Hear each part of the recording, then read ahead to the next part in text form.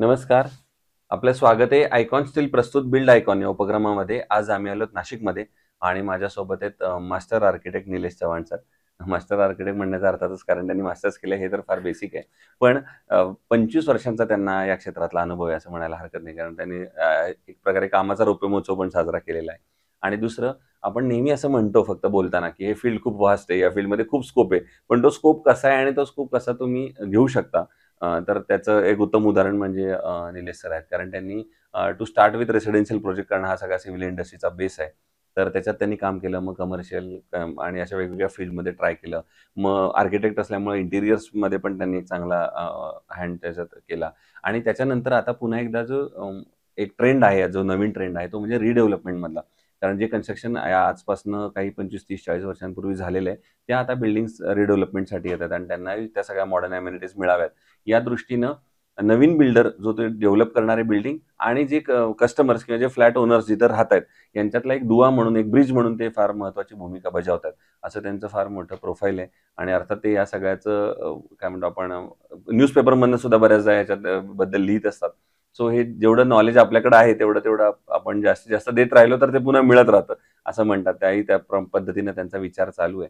त्यामुळे हा त्यांचा एकंदर प्रवास कसा आहे, त्यांना आलेले अनुभव कसे आहेत आणि या क्षेत्रात त्यांची कशी वाटचाल आहे, या सगळ्या संदर्भात आपण त्यांच्याशी गप्पा मारणार आहोत बिल्ड आयकॉन या प्लॅटफॉर्मवर.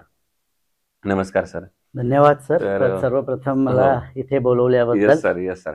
तर पण आम्हाला गप्पांची सुरुवात थोडी फ्लॅशबॅक पासून करायची आहे, थोडं मागे जाऊन करायची आहे. 25 वर्षांपूर्वी, 30 वर्षांपूर्वी. आणि त्याच्यात आधी विचारायचं सर्वप्रथम म्हणजे तुमचं केजी टू पीजी हा प्रवास कसा होता एका अर्थानं. कारण शैक्षणिक संस्था म्हणजे तुमची शाळा कुठली होती, कॉलेज कुठलं होतं, आणि मग सगळ्यात महत्वाचं म्हणजे या फील्डमध्ये म्हणजे आर्किटेक्ट बनण्यामागची प्रेरणा कोणाची होती, इन्स्पिरेशन कोण होतं?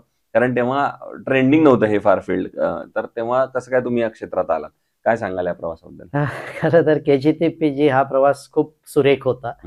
मुळात माझी शाळा म्हणजे तो आमच्यासाठी अभिमानाचा विषय. नाशिक बद्दल म्हणाल तर पेठे हायस्कूलचं नाव, पेठे विद्यालयाचं नाव हे सर्वांनाच माहिती आहे. अशा पेठे विद्यालयातनं माझं सर्व शिक्षण झालं. म्हणजे प्राथमिक शिक्षण पण तिथेच राजे बादरवाड्यामध्ये, मग पेठे हायस्कूलमध्ये माझं शिक्षण झालं. कॉलेजला नंतर 11वी-12वीला KTHM कॉलेजला गेलो. परंतु 12वीमध्ये फुटबॉल मॅच खेळत असताना, म्हणजे हे अतिशय इंटरेस्टिंग आहे की फेब्रुवारी महिन्यामध्ये फुटबॉल मॅच खेळत होतो मी आणि त्यावेळेस कमरेचं एक हाड मोडलं. तर त्याच्यामुळे, आणि after 10 days there will be practical exam. म्हणजे प्रॅक्टिकल एक्झाम होतं, सायन्सला होतं, प्रॅक्टिकल एक्झाम होती. तर त्या प्रॅक्टिकल एक्झामला कसा बसा गेलो. म्हणजे पायाला ते सगळे बँडेज वगैरे तसेच असताना सुद्धा प्रॅक्टिकल एक्झाम फेस केली. आणि ज्यावेळेस शेवटच्या पेपरपर्यंत आलो तेव्हा घरात सांगितलं की मला काही चांगले मार्क पडणार नाही, तर मी परत एकदा ट्राय करतो बुवा, की परत एकदा 12वी देतो. तर त्याच्यावरून प्रचंड वादळ आली घरात. पण अल्टिमेटली मी पहिलं यश तिथे पाहिलं की घरच्यांना मी पटवू शकलो की बाबा मला तुम्ही दुसऱ्यांदा 12वी देऊ द्या. असं करून मग मी परत दुसऱ्यांदा 12वी ही पंचवटी कॉलेजमधनं दिली. तिथून पासआउट झाल्यावर खरं तर स्वप्न हेच होतं की MBBS बनावं वगैरे. परंतु काही टक्के कमी असल्या, टक्के म्हणण्यापेक्षा एक स्पेसिफिक 2-3 मार्क कमी असल्यामुळे MBBS ची सीट मिळाली नाही. बरं, लहानपणापासून स्वभाव थोडासा आपण म्हणू असा लिडरशिप ओरिएंटेड होता, की मी क्रिकेट पण असंच खेळलोय की कॅप्टन असेल तरच क्रिकेट खेळणार. आणि मग तीच गोष्ट आर्किटेक्चरकडे घेऊन आली. म्हणजे असं कोणाचा मला त्याच्यासाठी कोणामुळे मी इन्स्पायर झालो किंवा काय असं फारसं काही नव्हतं. परंतु नोकरी आयुष्यात करायची नव्हती. मग असं कुठलं फील्ड आहे, जर MBBS नाही झालो तर मग काय करायचं? मग आर्किटेक्चरकडे वळालो आणि एंट्रन्स एक्झाम देऊन मग पुढे गेलो. क्या बात आहे. पण मग आता या ऍक्च्युली हा प्रश्न चुकीचा आहे, पण तरी पण मला विचारायचं आहे की आता तुम्हाला काय वाटतं, तुम्ही चांगले डॉक्टर म्हणजे आता चांगले आर्किटेक्ट बनलाय का वाईट डॉक्टर बनला असता? तुझा प्रश्न उत्तम आहे. डॉक्टर म्हणजे खरं तर तिथे थांबायचं नव्हतं. त्यावेळेस इन्स्पिरेशन होतं माननीय डॉक्टर म्हणजे लेट डॉक्टर नीतू मांडकेजी, की ज्यांनी बाळासाहेबांचं ऑपरेशन केलं होतं. आणि काही घटना आपल्यावर कोरल्या जातात. म्हणजे मी 8वी-9वीत असेल, पेपर वाचनाचा प्रचंड नाद होता मला. महाराष्ट्र टाइम्सला हेडलाईन होती की बाळासाहेब ठाकरेंचं हृदयाचं ऑपरेशन डॉक्टर नीतू मांडकेंनी केलं. तर त्या सफाईने ऑपरेशन, म्हणजे माझे 12वीला दोन्ही ग्रुप होते, मॅथ्स होतं, बायोलॉजी होतं. तर त्या सफाईने ऑपरेशनही करू शकलो असतो, पण आज तितक्याच सफाईने तितक्यात काळजीपूर्वक बिल्डिंगचं डिझाईन पण केलं जातं. म्हणजे याही क्षेत्रात मी प्रचंड सुखी, समाधानी आणि स्वतःला सक्सेसफुल बघतो. वा वा. मग आता या क्षेत्रातला आणखीन एक तुमची जर्नी हवी आहे, ते म्हणजे हे झालं सगळे शैक्षणिक बॅकग्राऊंड, पण याच्यानंतर येतं ते एक स्ट्रगल प्रत्येक आर्किटेक्टचा, सिव्हिल इंजिनियरचा असतो. तर मग तो स्ट्रगल पुढचा कसा होता? पहिला कुठेतरी सर्व्हिस प्रॅक्टिस आपण कुठं केली, आणि जो पहिला प्रोजेक्ट केला तर तेव्हा काही दडपण, प्रेशर पुन्हा आलं होतं का, आणि तो सगळा प्रवास कसा होता? नाही, मुळात ज्या कॉलेजमध्ये शिकलो, PVP college of architecture Pune, तिथलं शिक्षण सुरुवातीपासूनच खूप चांगलं होतं. आणि माझा स्वभाव मुळातच खूप डॅशिंग किंवा तुम्ही म्हणू शकतात की he is like just I throw myself, म्हणजे अशा पद्धतीचा स्वभाव असल्यामुळे काय झालंय की ते दडपण कधी जाणवलंच नाही. आणि मुळात असं होतं की भारताबाहेर शिकू वगैरे, परंतु एकुलता एक मुलगा असल्यामुळे घरच्यांच्या आग्रहाखातर परत नाशिकला आलो. बरोबर. आणि नोकरी ॲज अशी खूप मोठी केली नाही, अनुभवापुरतं काही मित्रांकडे काम केलं. बरोबर. आणि गोव्याला एका ऑफिसमध्ये रीटा मोदींकडे ट्रेनिंग सेशन असतो तो केला. पुण्यात महाजन साहेबांकडे काम केलं ग्रुप 5 मध्ये. तसं काम झालं, परंतु पहिलं काम मला जे मिळालं ते असं काही खूप मोठं नव्हतं. म्हणजे ज्या 2 कामं पॅरलली आली होती, एकदम छोटी कामं होती ती. एक कंपाऊंड वॉलचं डिझाईनचं काम आलं होतं, जे महाबळेश्वर पाचगणीमध्ये केलं. आणि दुसरा 3 कामं रादर एका मागे एक आले, की एक दुसरा बंगला होता, जे सोळंकी म्हणून एक म्हणजे परिचित होते, ज्यांच्याकडे मी जेवायचो मेसमध्ये, त्यांचाच बंगला बांधायचा होता. आणि पुण्याची त्यावेळेस हद्दवाढ झालेली नव्हती, तर ते ग्रामपंचायतीत काम होतं. ग्रामपंचायतीचं सँक्शन घेऊन ते काम केलं. बंगला अतिशय टुमदार, छोटेखानी बंगला होता, एक 800-900 फुटाचा असेल तो, पण एक अतिशय टुमदार आणि सुरेख वास्तू तिथे उभी राहिली. म्हणजे असा सुरुवातीचा टप्प्यातला प्रवास होता. आता मग या क्षेत्रातल्या काही प्रश्नांकडे येऊया. त्यातला पहिला महत्वाचा प्रश्न म्हणजे, आता तुम्ही वेगळ्या फील्डमध्ये जसे आर्किटेक्चर पण काम केलेलं आहे, तर त्यातला पहिला महत्वाचा, जेव्हा आपण साईटवर जातो तेव्हा आपला सामना प्रत्यक्ष होतो तो म्हणजे अनस्किल्ड लेबरशी, अकुशल कामगारांशी. आणि अशा लोकांना असं असतं की त्यांना काही नीटचं ट्रेनिंग नसल्यामुळं त्यांच्या हातून चूक घडू शकते, दुर्घटना होऊ शकते. तर तुम्ही ही परिस्थिती कशी हँडल करता साईटवर? मुळात चांगला प्रश्न आहे. मुळात मी माझी मॅक्झिमम प्रॅक्टिस ही टर्नकी म्हणूनच केलेली. म्हणजे खूप जास्त काही कामं केली नाही, जी केली ती व्यवस्थित केली आणि टर्नकी केली. तर लेबर लोकांशी संबंध हा सुरुवातीपासूनच आला. म्हणजे अगदी छोटं उदाहरण द्यायचं झालं तर माझा स्वतःचा बंगलो हा लोड बेरिंग होता. तो आजही लोड बेरिंगच आहे. वडिलांनी खालचा मजला बांधला होता, मी वरचा मजला त्याचा 2002-03 ला बांधला. तोपर्यंत नाशिक पुणे चक्कर सुरू होत्या. पण तो बांधत असताना की मी बऱ्याचशा गोष्टी त्या वीट बांधकाम करणाऱ्या आणि भुसावळकडची ती मंडळी होती. त्यावेळेस नाशिकमध्ये असं म्हटलं जायचं की साधारण भुसावळ जळगावकडनं जे इथे कारागीर येतील ते थोडं चांगलं काम करतात, त्यांना ते नर्मदा सँड वापरायची सवय असते. त्यांच्याशी बोलायचो, त्यांना समजवायचो, असं कर तसं कर, ही वीट अशी ठेव तशी ठेव, त्यांना सांगायचो. तर त्यातला जो मेन मिस्त्री होता तो एक दिवशी म्हणे, साहब ये बच्चे को संभालो आपके, ये बहुत ज्यादा हमको परेशान करता है ये वो. मी दुर्लक्ष करायचो आणि माझं काम पूर्ण करायचो. आणि ज्या दिवशी तो बंगला पूर्ण झाला त्याला रंगकाम केल्या गेलं, म्हणजे तोही पार्टच बांधला, की अर्धा पार्ट मागचा आम्ही बाकी ठेवला होता तो 3ऱ्या स्टेजला बांधल्या गेला.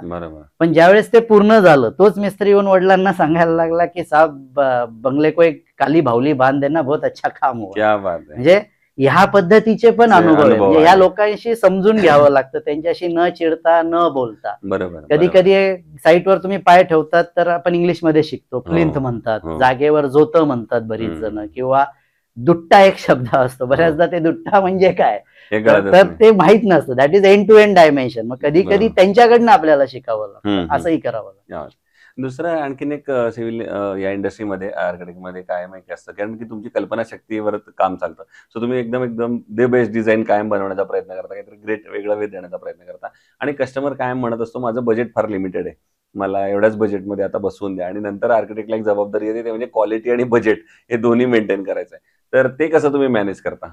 तर खरं तर अतिशय उत्तम विचारलंय तुम्ही. हे 2 गोष्टी, म्हणजे एक वर्क सॅटिस्फॅक्शन असतं आम्हाला आणि मनी सॅटिस्फॅक्शन असतं. वर्क म्हणाल तर बारीक बारीक बारीक भरपूर काम त्या विषयात केलं जातं. खरं तर म्हणजे फार छोटे छोटे विषय असतात की टॉयलेटची साईज किती असावी. डिझाईन म्हणजे असं नाही की तुम्ही बस खोके बनवत चाललाय. It's not like that. की पूर्वी ज्यावेळेस आम्ही सुरुवात केली त्यावेळेस किचन असा प्रकार होता की पडदा असायचा, म्हणजे हॉलमधनं किचन मध्ये दिसलं नाही पाहिजे. हो, हो. आणि आता 25 वर्षानंतर इतका फरक झालाय की हॉल आणि किचन एकत्रच एकच असतं. असतं. हो. म्हणजे ह्या पद्धतीतनं जावं लागतं ज्यावेळेस, त्यावेळेस कळतं म्हणजे की बारकावे कसे असतात, काम बरोबर. कसं करायचं. आता मी स्वतः काम जेव्हा सुरुवात केली हम्म.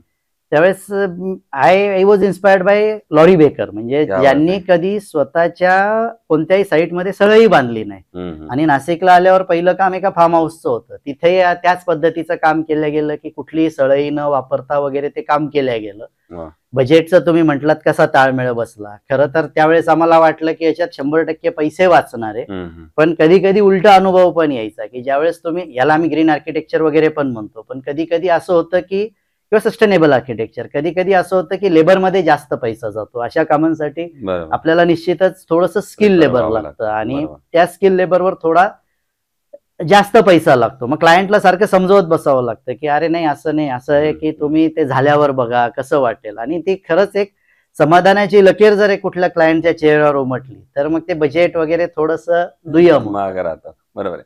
दुसरं एक वेगळा प्रश्न आहे जरा. तो म्हणजे तुम्ही पुणे नाशिक हा प्रवास पण केलेला आहे. म्हणजे ऍक्च्युअल प्रवास पण केलेला आहे आणि करिअरसाठी पण प्रवास केलेला आहे. तर या दोन्ही अँगलमधनं तर एक आर्किटेक्ट म्हणून जर नाशिक जिल्ह्याच्या विकासाचं विजन जर तुम्हाला विचारलं तर तुमच्या डोळ्यासमोर कुठले मुद्दे येतात, ज्या मुद्द्यांवर आता प्रशासनानं काम केलं पाहिजे जर येणाऱ्या 15, 20, 25 वर्षांमध्ये एक बदलतं नाशिक आपल्याला बघायचं असेल तर? आता 2 शहरांमधला मूलभूत फरक पाहिला हम्म. तर नाशिकमध्ये एक जुनं नाशिक सोडलं तर बाकीचा जो सगळा परिसर आहे हा लेआउट मध्ये डेव्हलप झालाय किंवा डीपी प्लॅन त्याचा प्रॉपर बनला होता. आणि आफ्टर दॅट डीपी प्लॅन, म्हणजे त्या डीपी प्लॅन नंतर प्रत्येक एका रोडला एक दुसरा पॅरलल रोड होता. ते रोड बऱ्यापैकी मोठे, त्यामुळे बरोबर. बऱ्याचदा पोल्युशन वगैरे ह्या समस्या येत नाही. आणि हो. पुणे जर आपण बघितलं तर पुण्याला असं होतं की गावठाण एरिया तितकाच मोठा होता. त्यानंतर थोडेसं तिथे piece of land oriented development जास्त झाली बरोबर. रादर की आपण म्हणू लेआउट ओरिएंटेड. आणि जे मुख्य रस्ते होते की समजा पुण्यातून शिवाजीनगरकडे बाणेरला जाणारा, तिकडून स्वारगेट कडनं कात्रजला जाणारा, असे बरोबर. जे काही मुख्य रस्ते होते ती मुख्य रस्ते होते. त्याच्या अलॉंग काही डेव्हलपमेंट होत गेल्या. पण आज जर आपण बघितलं म्हणजे दोन्ही शहरांचा जर प्रवास पाहिला तर 2002-3 नंतर जेव्हा सॉफ्टवेअर रेव्होल्युशन झालं त्यावेळेस पुणे खूप पुढे निघून गेलं. हो. तर मग जर तुम्ही प्रश्न त्या अँगलने म्हणत हो, असाल की नक्कीच. कसं दोघांचं होईल, हम्म. तर सध्या नाशिकला असा विषय आहे की डेफिनेटली या शहराला मेट्रो ही नितांत गरज आहे. बरोबर. ती रिअल मेट्रोच यावी. रोड नेटवर्क खूप चांगलं आहे, पण ते अधिकचं चांगलं कसं होऊ शकतं. म्हणजे आता नाशिकच्या बाहेरचा NMRDA झोन पण खूप सुंदर रीतीने वर्कआउट होतोय. NMRDA चे सध्याचे जे आयुक्त आले त्यांनी एक चांगली ऑर्डर काढली की त्यांनी बरेचसे रोड मोठे करायचं धोरण राबवलेलं आहे. ते रोड मोठे करून त्याची कनेक्टिव्हिटी छान झाली तर ते अधिक योग्य होईल. दुसरं, नाशिकच्या बाहेरून आता येणाऱ्या कुंभमेळ्याच्या निमित्ताने एक बाह्य रस्ता निघतोय, म्हणजे बाह्य वळण रस्ता ज्याला आपण बरोबर. बायपास म्हणतो, तो बायपास निघतोय. तो कदाचित पुढच्या वेळेस अजून दुसऱ्या बाजूने पण निघेल. तर त्या बाह्य वळण रस्त्याच्या अलॉंग जर अजून काही रिंग रोड डेव्हलप करता आले, म्हणजे नाशिक शहरात तसे 3 रिंग रोड आहे पण मिलिटरी एरियामुळे ते थोडेसे कट होत आहेत. तर त्या व्यतिरिक्त अजून जर काही, जसं इंदोर शहराचं आपल्याला उदाहरण घेता येईल, ज्याला 7 रिंग रोड आहेत टोटल. तर अशा पद्धतीने जर काही केल्या गेलं आणि मग त्याच्यावर मेट्रो वगैरे बाकीच्या ज्या शहरासाठी ज्या सुधारणा आहेत त्या देता आल्यात तर ते अधिक योग्य आहे. दुसरं, पाण्याचा एक प्रश्न मी स्वतः खूप वर्ष लावून ठेवला होता की पाणी गळती होते. आता कुठे ते गोष्ट पूर्णत्वास येते नाशिकमध्ये. तर ह्या ज्या काही गोष्टी, म्हणजे रोड नेटवर्क इन्फ्रा जर नीट राहिला तर बाकीच्या गोष्टी येतात. दुसरा महत्वाचा विषय राहतो नाशिकचा एअरपोर्ट. म्हणजे एअरपोर्ट इथे ऑपरेशनल आहे पण आता त्याचं एक्सटेन्शनची वेळ आली. एक मोठी लॅविश बिल्डिंग तिथे बनणं गरजेचं आहे. तेवढा फुटफॉल आता तिथे वाढायला लागलाय. तर या एअरपोर्ट वाढला तर इंडस्ट्री येतील आणि एक IT सेक्टरमध्ये थोडंसं राज्यकर्त्यांनी लक्ष देणं गरजेचं आहे. बरोबर. क्या बात.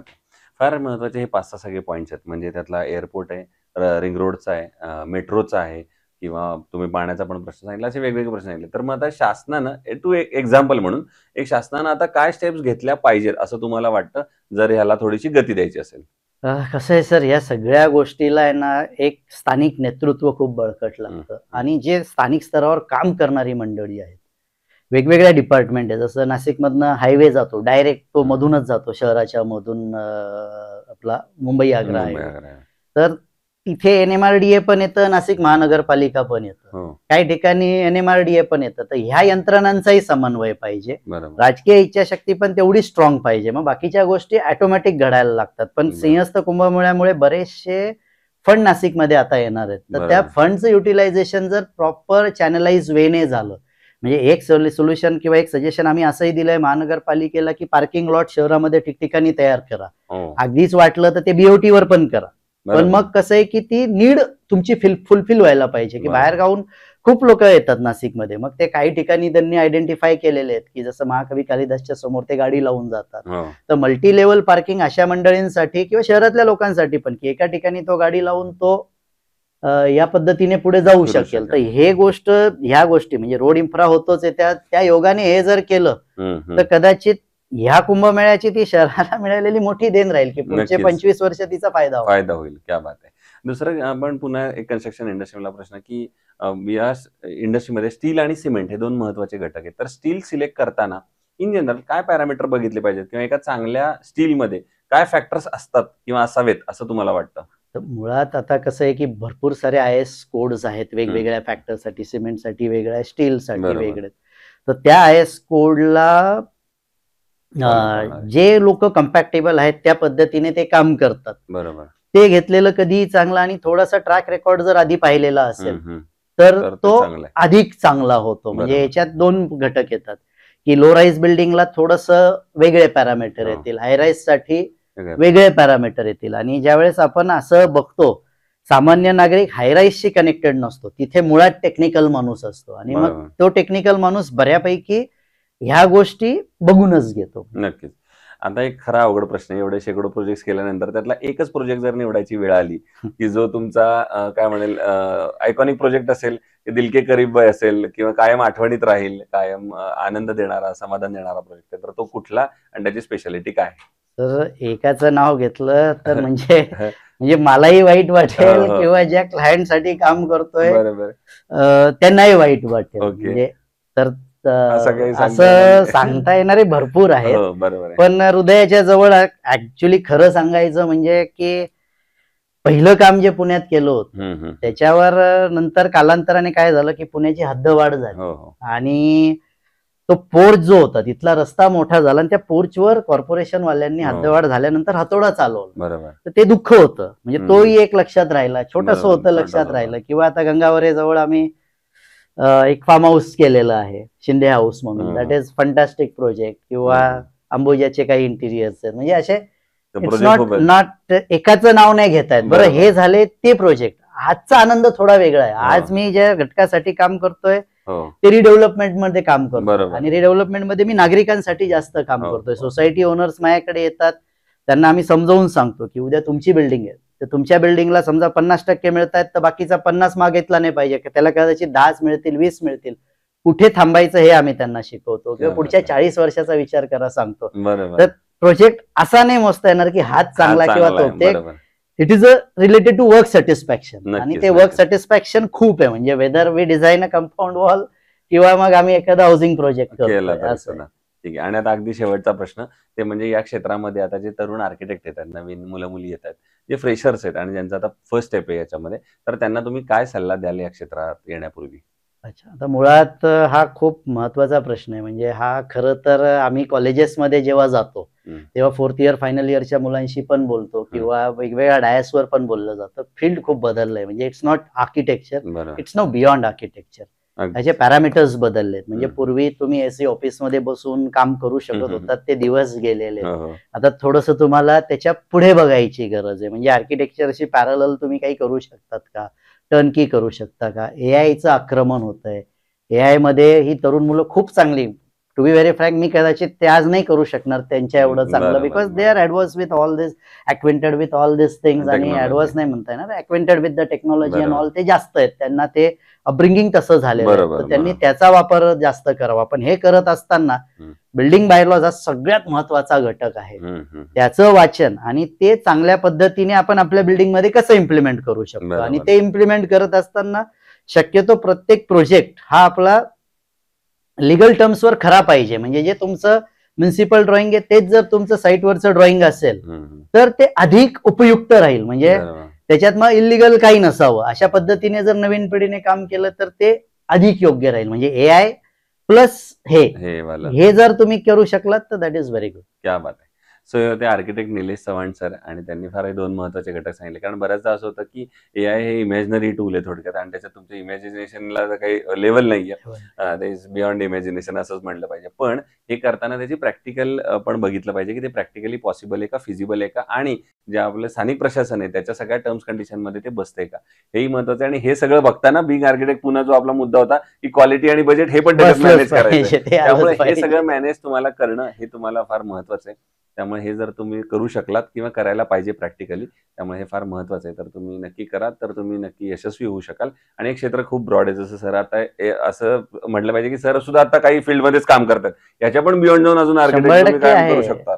तर असे तुम्ही या क्षेत्रात नक्की या. या क्षेत्रामध्ये खूप चांगल्या ऑपॉर्च्युनिटीज आहेत. पुन्हा एकदा सर आपले मनापासून आभार की तुम्ही आलात, आणि जो वेळेची मर्यादा असल्यामुळे त्यातल्या त्यात जास्तीत जास्त जेवढं घेऊ शकलो तेवढं आपण घेऊ. पण नक्कीच येणाऱ्या भविष्यात सुद्धा जे तुम्ही काम करताय, आणि मला असं वाटेल की जोपर्यंत पुढचं काहीतरी असेल तोपर्यंत तुम्ही अजून एका नवीन फील्डमध्ये काम करायला सुरुवात केली असेल. सो त्याच्यासाठी सुद्धा तुम्हाला आयकॉन स्टील तर्फे मनपूर्वक शुभेच्छा. धन्यवाद. Thank you very much.